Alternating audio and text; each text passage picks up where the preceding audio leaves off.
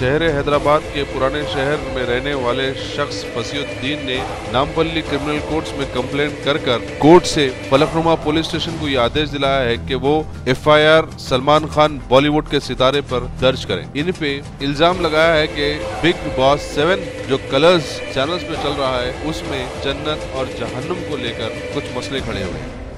यही महीने 13 तारीख को 16th एडिशनल डिस्ट्रिक्ट कोर्ट से फलकनुमा में रहने वाला फसीउद्दीन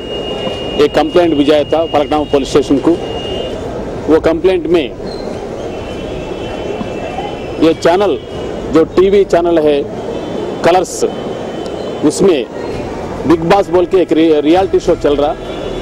उसमें सलमान खान जो एक्टर है उन्होंने रियलिटी शो में जन्नत और जहन्नुम को गलत इस्तेमाल करा बोल के और जन्नत के नाम पे एक कुत्ते को पुकारा बोल के उसके सिलसिला में पूरा मुस्लिम कम्युनिटी का सेंटिमेंट्स मार का गए बोल के और जन्नत को कुरान में अच्छा दर्जा दिया मगर इन्हें गलत इस्तेमाल करा बोल के एक कंप्लेंट फलकनुमा पुलिस स्टेशन को कोर्ट की तरफ से भिजाने लगा है। वो कंप्लेंट के ऊपर हम 295 IPC के सेक्शन तहत एक केस बुक करके हम दरियाफ्त कर रहे थे।